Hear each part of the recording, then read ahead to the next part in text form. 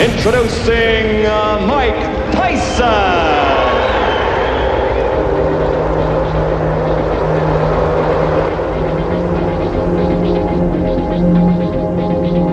I want a good, clean, hard fight.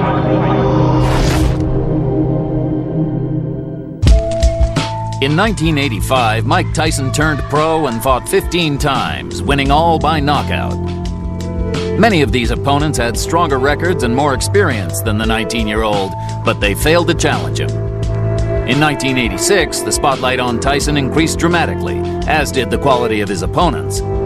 His 20th fight was against James Tillis, who'd fought for the heavyweight title in 1981 and whose few losses were to champions. This fight is a significant moment in the history of the Dynamite Kid. There's the man who'll fight him today, 28-year-old James "Quick" Tillis of Tulsa, Oklahoma. 31 wins, 8 losses, 24 knockouts, now unranked, but he fought Mike Weaver for the WBA heavyweight title in 1981, and 5 of his 8 losses were to fighters who won world championships. And now, here comes 19-year-old Mike Tyson as he emerges from his locker room and comes toward the ring. You will note one of the characteristics which sets Tyson apart.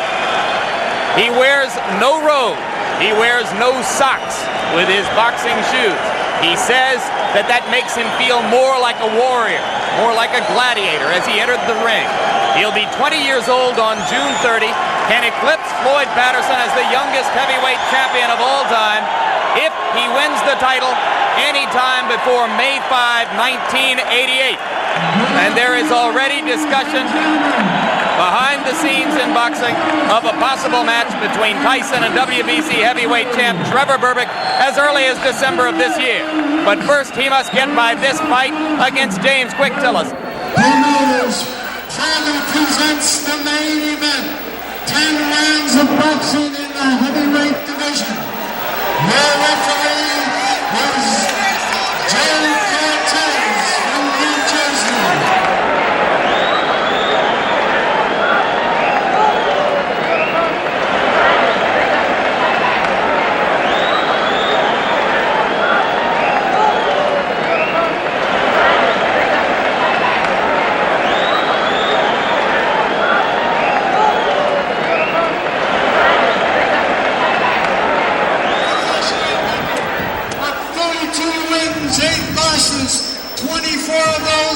By knockout, James "Quick" Tillis. And in the blue corner, from Pittsburgh, New York. Okay.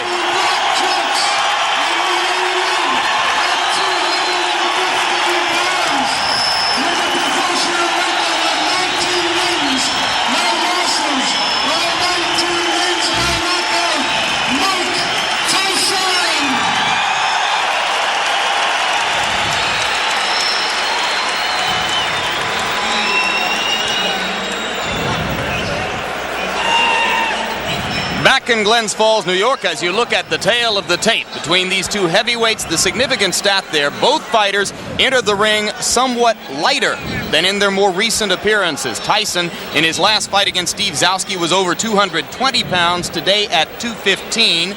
And Tillis, in his most recent bout with Terrell Biggs on January 25, fought at over 214 pounds. Today he is 207 3/4. The referee is Joe Cortez. There are 3 judges who will score the fight on the round system with supplemental point scoring in case of a draw. 3 knockdown rule is in effect. No standing 8 count. The mandatory 8 count is in effect. Tyson in the black trunks and James "Quick" Tillis in the white. Customarily, Mike Tyson does not feel his opponents out in round 1. He tries to take them out.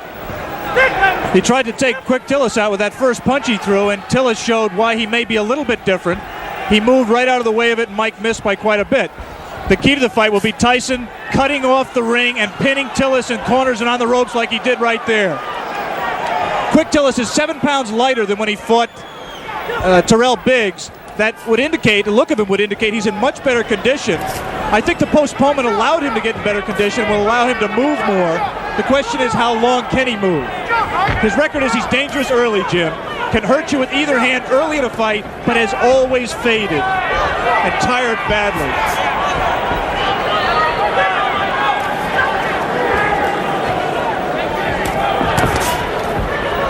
See Tillis delivering the left jab and following with the right.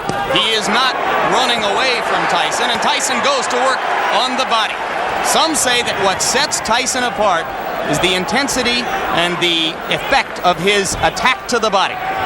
It is amazing to see such a young fighter understand so well the importance of body punching. Generally, it takes a veteran to understand that by punching to the body, you can take all that movement away from James Tillis, and that's what Mike Tyson plans to do. You saw Tyson with the left hook splitting Tillis's guard and getting the punch through moments ago as he had Tillis on the corner. Joe Cortez, the referee, the only one of the 3 judges in Las Vegas a few weeks ago who scored the Larry Holmes-Michael Spinks fight in favor of Holmes. That was an excellent right uppercut by Quick Tillis, which is a punch that should be effective against someone who comes in, burrowing in like Tyson does. For some reason, Tillis landed. He was so shocked he grabbed.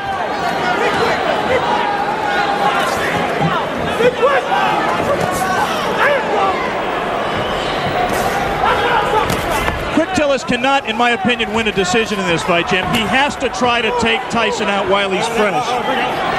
You see that Tillis grabs Tyson behind the head when he ties a fighter up. He customarily does it by tying them up behind the head. That will not deter Tyson from flailing away at the body, as he did right there. And Joe Cortez, the referee, quite properly did not break the fighters because Tyson's hands were not tied up.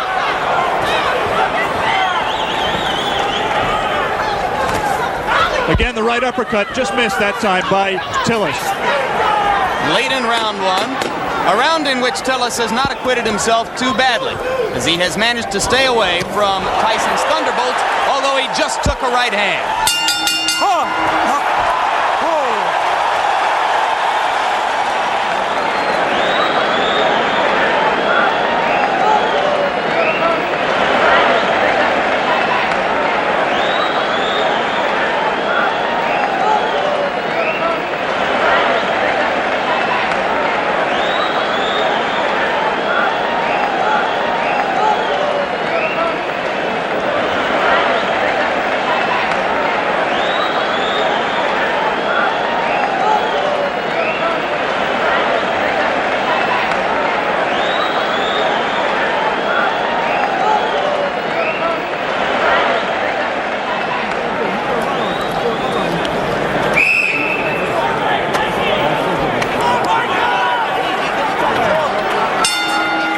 Bring you back for round 2, and you hear the bell. As you saw, Tyson did land 1 punch after the bell had sounded to end round 1.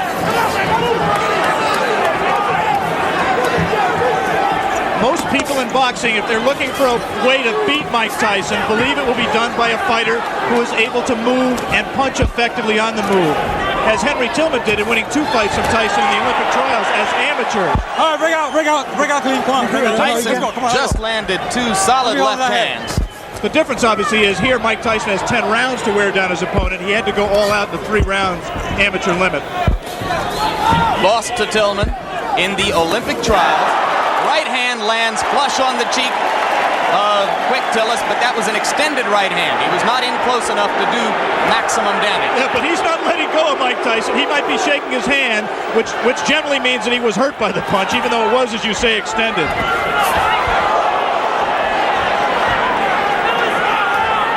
Simply a matter here of Tyson finding the range. He can't be too far outside, but he can't get so close that he allows Tillis to grab him, as Tillis will always do when Mike lets him.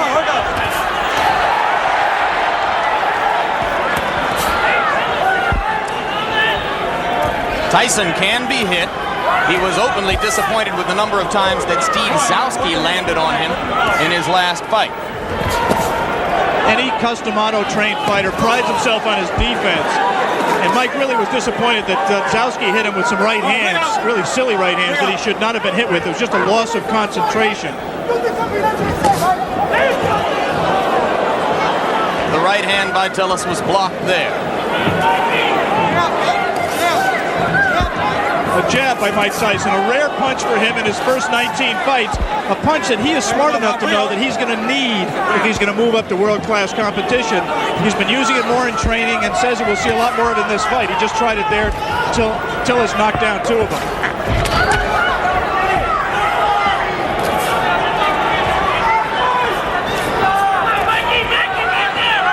Good head movement by Tyson coming in.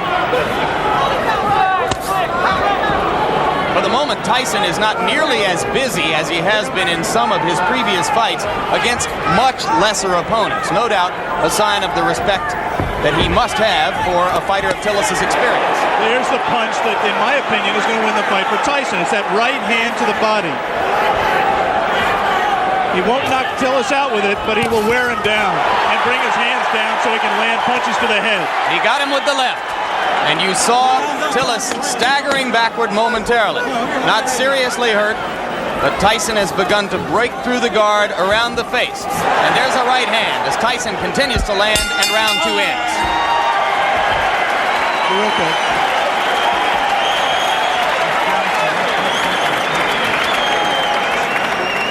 From the beginning, that's not like that. Turn the supersonics on. Stop to the right hand. You're throwing the uppercut. You're landing it, but you're not throwing the hook behind it. He's hooking to the hook and you land the uppercut. Okay? Double your jab. Take that half step and you throw the right hand. Okay, baby? There's a good shot to the body on that too. Good shot. Seconds out. Seconds out. Back in Glens Falls, New York for the beginning of round 3. More than 8,000 people here in the Glens Falls Civic Center. Almost all of them rooting for the fighter that Upper New York State thinks of as its own Mike Tyson.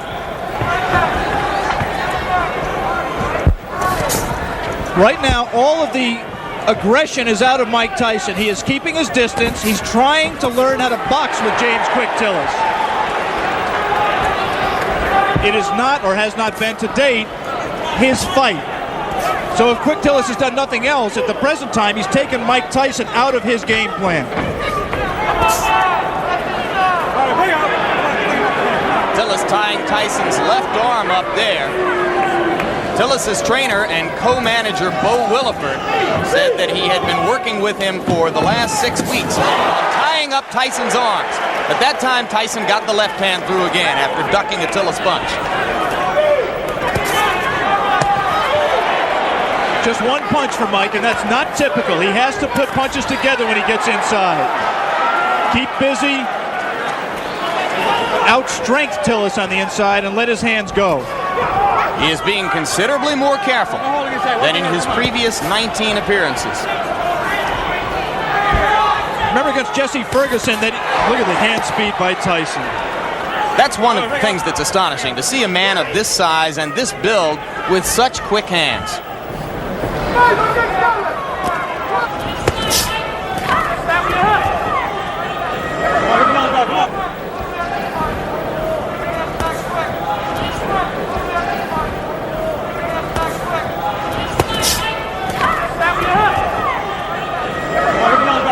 I was saying in the fight against Jesse Ferguson, Ferguson fought a negative fight, fought to survive for the most part.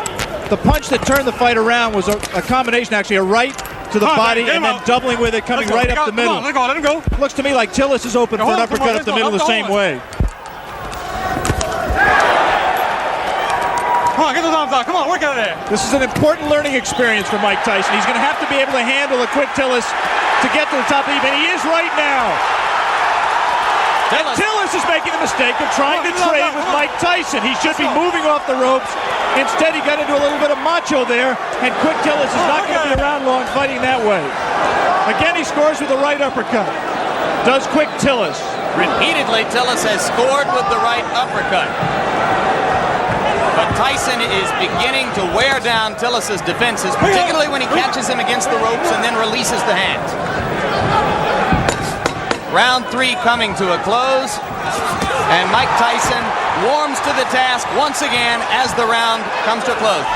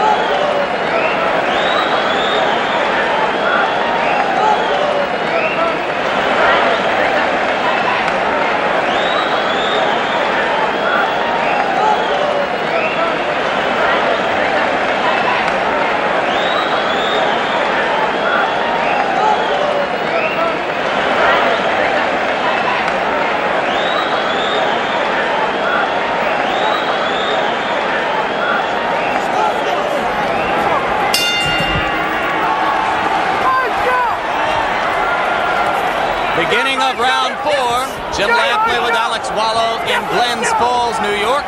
If you are scoring in rounds, as they do here in New York State, I had the first round even and have given rounds 2 and 3 to Mike Tyson. Right hand lands on the point of the chin, but he didn't get all of it. And a good left hook by James Tillis. And again, inexplicably, Quick Tillis grabs after he scores the best punch he scored in a couple of rounds. He should put punches together, punch in combination, and he might give Mike Tyson more trouble than he wants.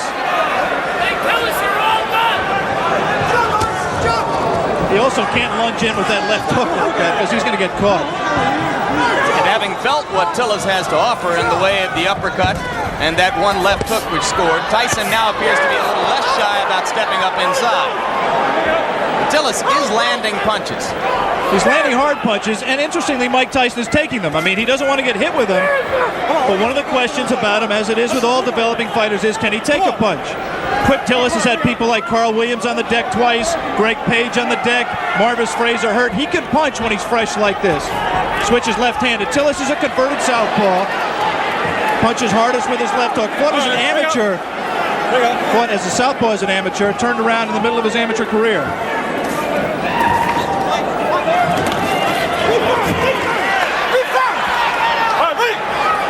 Both of those left hooks miss slightly for Tyson. Look at how low he gets to duck under those punches. Extraordinary. Tillis could have butted him with his knee there.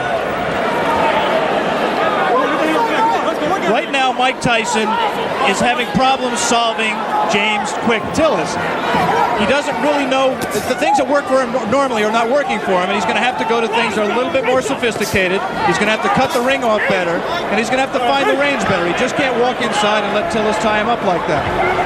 Has to let his hands be busier, and at the same time avoid getting hit himself. As for Tillis's chin, you might note that a long time ago in 1981, he went 15 rounds with the very dangerous puncher Mike Weaver, largely by staying away. But on the other hand, he suffered a technical knockout in the first round against Tim Witherspoon 2.5 years ago. You'd have to say that is a fluke, the loss to Witherspoon. Tillis claims he slipped on some water in the corner and was distracted before he got punched. Again, he lunges in and gets caught! The left hand drops Tillis onto the seat of his pants as round 4 is coming to a close. I'm not so sure that his right foot wasn't stepped on, causing that knockdown. There was definitely a punch, but I believe that Tillis's right foot was stepped on by Tyson at the moment the blow landed. All right, let's stay right here and take one more look at the knockdown. I'm clearly wrong. That was just a clean punch. He was off balance. We said that Tillis could not lunge in with the left hook. He lunges in with the left hook. Tyson very cleverly slips it, comes back in a punching position and lands a left hook. That was not the full power of Mike Tyson, but Tillis had lunged, was off balance, and he was able to drop it. There is the Tyson corner. You see Kevin Rooney in the year of Tyson, another custom auto-trained fighter.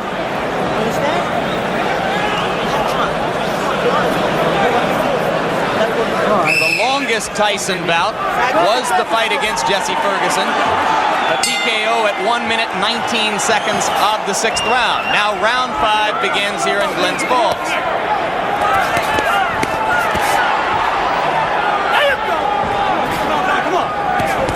Tillis still willing to trade leather with Tyson.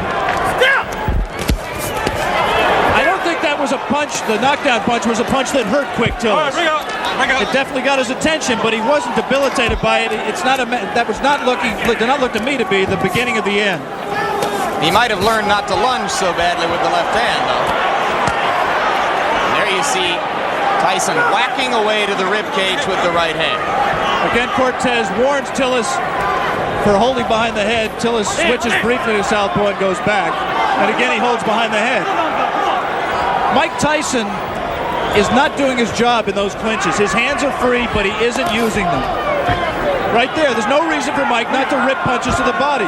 We talked about his ability as a body puncher. He has it. He just isn't using it.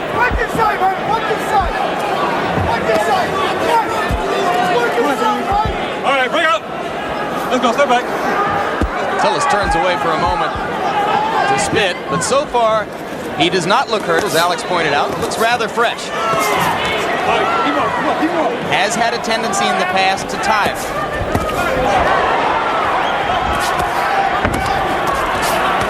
This is not a good round so far for Tyson, who is missing more punches than he lands.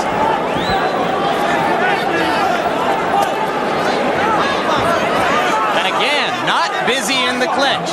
That's frankly astonishing because the opportunity is there for him to do a lot of damage.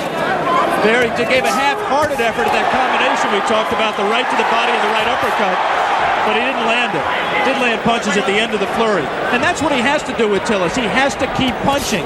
He's just letting isolated punches go. Like a single left hook, nothing behind it. He has to punch in combination to be effective. There's a great tendency here to compare Tyson to another young heavyweight, Olympic super heavyweight gold medalist Terrell Biggs. Tillis extended Biggs to the full 8 rounds, where Biggs got the decision, and that was on January 25. 2 good short chopping right hands by Tillis. Tyson waiting for Tillis to open up, and those 2 body punches did get Tillis' attention, and he grabs. Come on, let's go. Just the grimace on his face alone, I think, indicates that Quick Tillis was hurt by those 2 body punches. And the right hand got through the guard onto the cheek of Tillis, who looks a little the worse for wear now in the last minute of round 5. So after a slow first minute and a half in this round, Mike Tyson has reapplied the pressure. And if he's shown you one thing today, it is that he knows how to close out a round and leave an impression in the minds of the judges.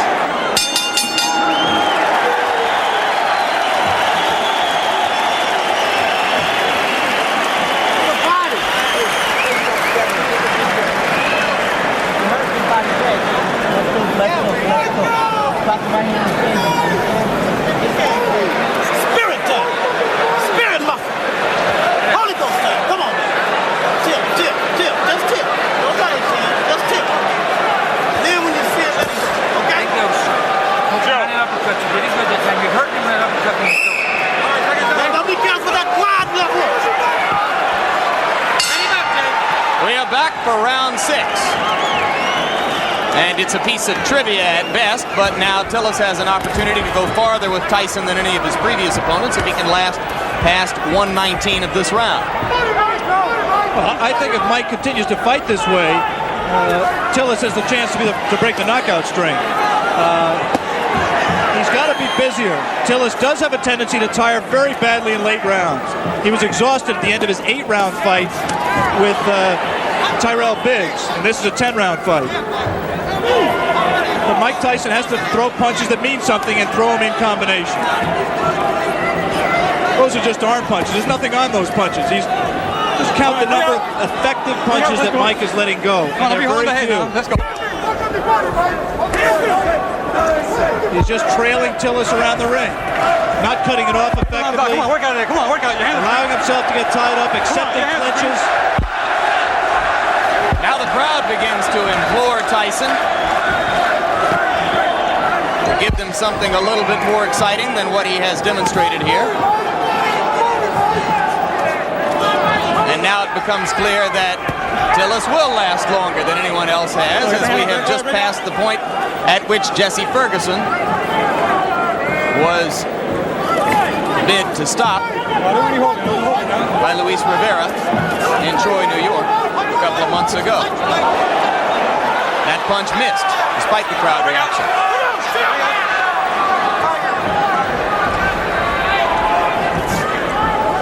Since we are talking about the possibility of the fight going the distance, scoring at the halfway point, I've given Tyson 3 rounds, Tillis 1 round, and 1 round even. I did not score the 4th round, which is the round in which a knockdown, a 10-8 round for Tyson. I only gave it a 10-9 round for Tyson because of the fact that Tillis was dominating the round up to that point. The point system is, of course, supplemental only. The round system stands up unless there is a draw. Personally, Alex, I have it 4-0-1 for Tyson. I've not given Tillis a round. All right. Let's go. Come on, There are two ways of looking at what Mike is doing. One way is to say that he's pacing himself, he's waiting for the opening. The other way is to say that he's getting frustrated and getting taken out of his fight. There was moments ago a brief combination to the body of the kind of rapid-fire punching that you expect from Tyson, but that was one of a very few times, perhaps the only time in the bout when we've seen it. But again, he comes on at the end of the round. We are all the way through round 6. Mike Tyson and James Tillis.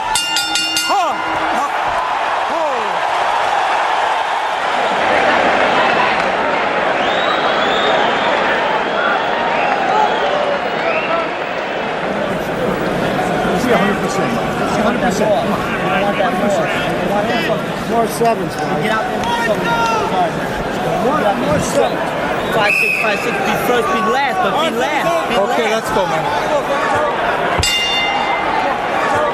For the first time in a professional career, which began 13 months ago, Mike Tyson enters round 7. Another heavyweight. Tyson with the lead in the fight to this point over James Quick Tillis. But fighting a curiously docile fight so far. Not nearly as busy or as aggressive as we've seen him in his 19 previous outings, which resulted in 19 knockouts. He almost looks right here like he's waiting for Tillis to make the fight, to come to him. In case you've just joined us, it is Tillis, the fighting cowboy from Tulsa, Oklahoma, in the white trunks, Tyson in the black. Tyson co-managed by Jim Jacobs and Bill Caton. Tillis co-managed by Bo Williford and Gary Bentley. One curious thing that we learned before the fight about Tillis' condition, we said he's always tired late. Bo Williford and Gary Bentley found out after the Biggs fight, through the doctor's examination, that James Tillis has a number of allergies. Among them, allergic to milk, citrus, and wheat, which could make things difficult for a fighter who, on the day of a fight, eats wheat cakes, drinks milk, and orange juice. Let it go, come on, let it go, James. We have to assume that that was not his pre-fight meal today. He actually was eating mainly cranberry juice. But it has helped his stamina, and I think he also trained harder for this fight. He realizes this fight means everything to him. He has lost 4 of his last 5. And Bo Williford told me last night that if Tillis were to be knocked out today and wanted to continue as a fighter, he would do so without the help of Bo Williford. Yeah, this is career time for James Quick Tillis. Incidentally, if you're not a boxing fan and Tillis looks familiar to him, you may have seen him in the movie The Color Purple, where he had a brief part as Henry Buster Broadnax in the juke joint scenes. Spent 2.5 weeks with Steven Spielberg and crew in Los Angeles, where they called him Dark Gable. There's a right hand by Tyson. And the uppercut. Tillis is not noticeably hurt by that punch. But he's cut. There is blood above his left eye. Exactly right. Mike was a little bit extended with the punch, did not have the proper range for full power. Now he's at the right range, though. He lands something here. This is where he can be effective. Again, not punching at the body when Tillis grabs him behind the head. Tillis landed a left, didn't seem to faze Tyson at all. We will stay here between rounds, as it is Tillis who tries to flurry at the end of round 7, with the blood now seeping out from an apparent cut above the left eye. Bill Nunnery does the cuts for, well, actually Bo Williford is doing the cut himself right now. Doctor in looking at it. As we look at Tyson's corner, the action is in the opposite corner, right there where they are working on James Quick Tillis' left eye. Let's take a look back at the action from round number 7.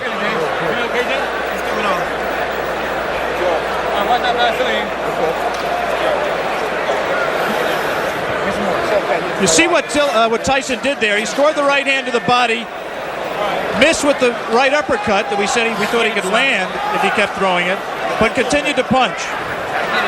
And eventually that will pay dividends. He has to continue to back up Tillis and continue to cut the ring off on him to be able to score effectively. I want to give James Quick Tillis credit.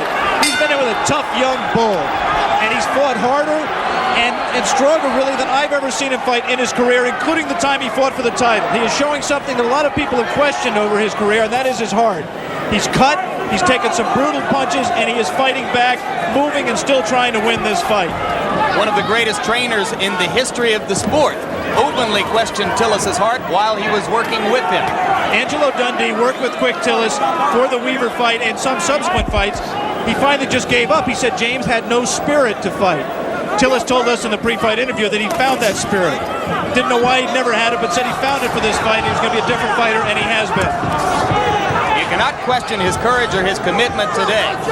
He has been there from the opening bell. He has not run away as he did 15 rounds against Weaver in 1981.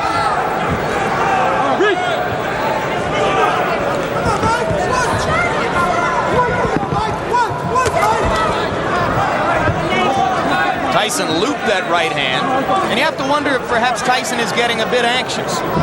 We are into round 8. The knockout string has been a prominent part of the marketing and publicity which has surrounded Tyson's rise. It won't be quite the same if he's 20-0 with 19 knockouts.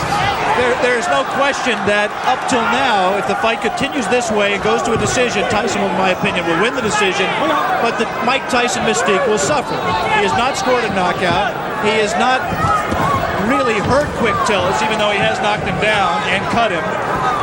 And he's let Tillis stay in the fight when other fighters, such as a Tyrell Biggs, really had Tillis out of the fight and in more trouble. In fairness to Tyson, we should repeat, Tillis appears to be in much better condition for this fight. Could that, in fact, Alex, be good for Mike Tyson? Yeah, I think ultimately you're exactly right, Jim. This kind of a fight is absolutely essential to his learning experience. It's obvious for a fighter who punches with as much power and who places as much of his fight plan on power as Tyson does, that any kind of movement cuts down on his power because it doesn't let him set himself as well. It was inevitable that he was going to have to learn how to fight a guy who could move and box. It's good that he's fighting one like Quick Tillis to get that learning experience. And maybe if he has to go to decision to win the fight, then there won't be as many people asking every day, when are you going to fight for the championship of the world? Those same people who are questioning his chin and his ability to go rounds will turn around now, since he's demonstrated that he has not gotten exhausted and he's taken good punches, will now turn around and say, well, he can't punch. Mike Tyson just went left-handed, and that was decidedly left-handed. It's the first time he's been that committed to a left-hand stance since his 4th professional fight. It means he's a little bit confused, a little bit frustrated, and he's willing to try anything new right now.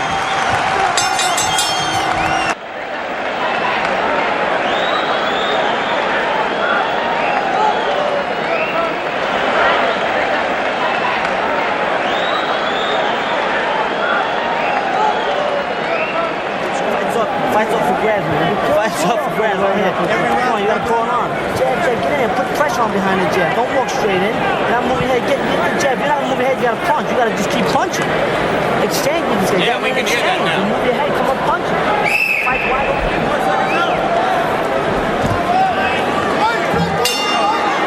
We are back in Glens Falls, New York. James Quick Tillis enters round 9 with 19-year-old knockout phenomenon Mike Tyson. And in Tyson's corner between rounds, trainer Kevin Rooney was imploring him to keep punching, not to stop punching, particularly in the clinches. Come on, work out of it, guys. Come on. Which is exactly what Mike just did. He was in tight, his hands were free, and he did not punch.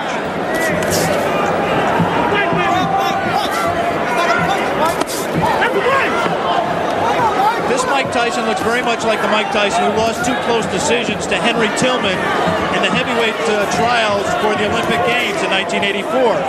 He is confused by the movement. The movement does not allow him to hit a stationary target, and therefore he can't set himself as well. We have not seen the evidence of the jab that Mike Tyson said we would see. And Henry Tillman recently scored a first-round knockout over Bash Ali in a cruiserweight fight. Could he be, in his own way, Alex Wallow, progressing at just as impressive a rate as Tyson? Well, Henry Tillman was very impressive winning the North American Boxing Federation Cruiserweight title by scoring a sensational first-round knockout over Bash Ali, as you pointed out. It's difficult to judge.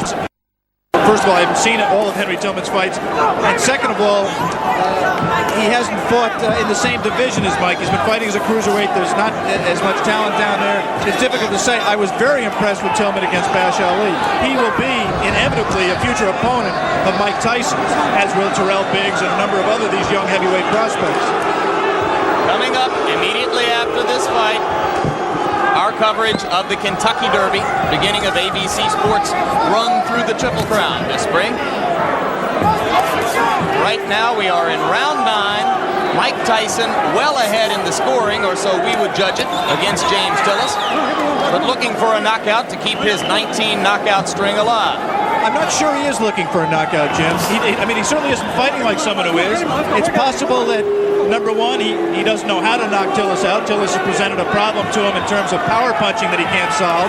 But secondly, it's also possible that Mike Tyson is interested in how he is going to react to fighting rounds. He's heard all the doubters say he can't go 10 rounds or 15 rounds, and maybe he's in the back of his mind trying to find out exactly how he is going to respond in that kind of a fight that he is in no danger, in my opinion, of losing.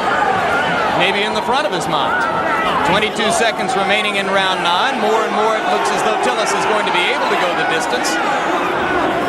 And Tyson again is not busy during the clinches when his hands are free and he has a chance to punch. Landed a right hand on Tillis' nose, but again from a long enough distance that it didn't damage Tillis.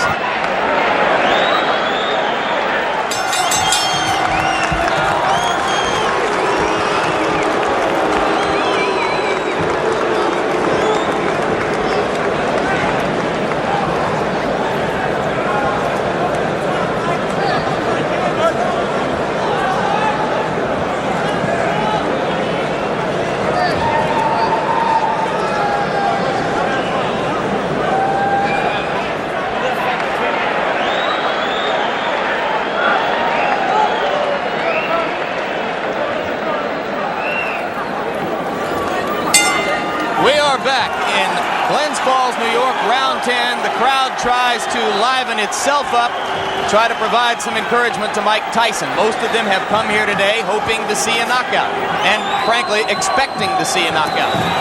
Tyson tries to deliver with the right hand and steps in and throws the left. Tillis again ties him up.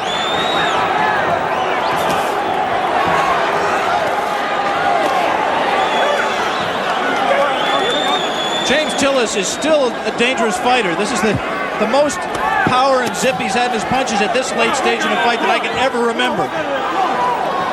Tyson knows it, and I just don't think he's going to take any unnecessary chances. You can be sure he wants to keep the knockout string alive. But he also is just not going to take any unnecessary chances. He wants to win a decision, win a fight. He'll be 20-0, still undefeated, and in his mind, I think, still well on his way to a heavyweight championship. Could Tillis have revived his career somewhat, even with a loss, if he stands up? Well, this certainly is a respectable showing, and there certainly will be notoriety to the man who broke Mike Tyson's knockout string, especially if Mike resumes the knockout string after this fight. Always difficult to know why a crowd is booing. You can't psychoanalyze 8,000 people. I think it's possible that they're disappointed in Mike's performance. They came here wanting to see him do what he's done in his previous 19 fights, and he doesn't appear at this point to be going all out to satisfy them. Landed the left hand, but Tillis stood right there. Cut is no longer a problem. It has been effectively stopped. Tillis comes straight in.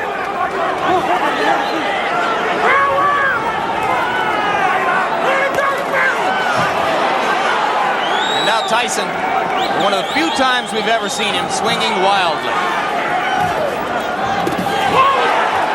Good left hand. Tillis is still there. Come on, we go.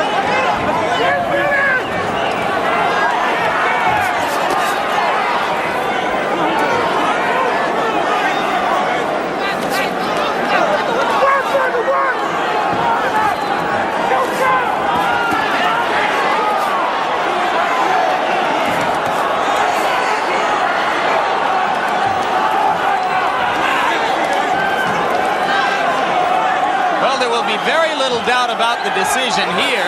scoring might be slightly different in Tulsa, Oklahoma. Tillis continues to give a good account of himself. And backs Mike Tyson up onto the ropes, which is a first. A little of Tyson's own medicine. It will be interesting to see how Mike reacts to this. Closing with a flurry. The bell is going to sound.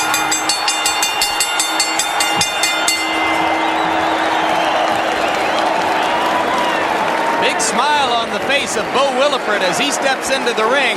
I think he's quite proud, win or lose, of James Tillis.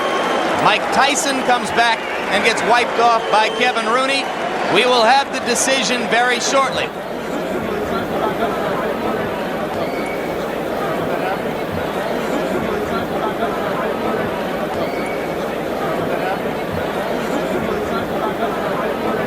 In the middle of the ring announcer Paul LaFleur with the decision. Ladies and gentlemen, here is the official score. Judge Bernie Friedkin scores it 6 rounds to 4. Judge Al Reed scores it 6 rounds to 4. Judge Tony Moretz scores it 8 rounds to 2. This decision is still undefeated. Mike Tyson.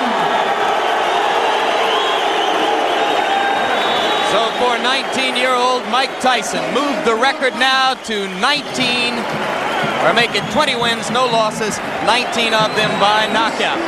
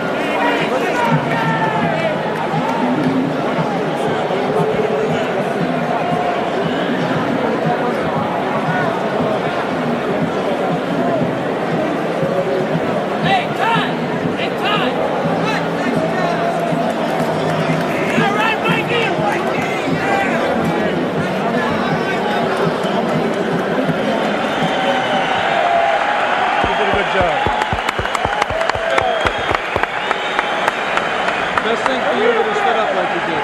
It's the only way you learn.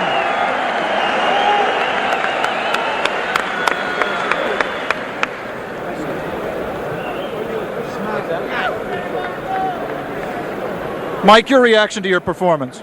Well, I thought myself it was the best performance in the sense that I went 10 rounds and I don't feel tired at all. But I was just a little leery about going to 10 rounds.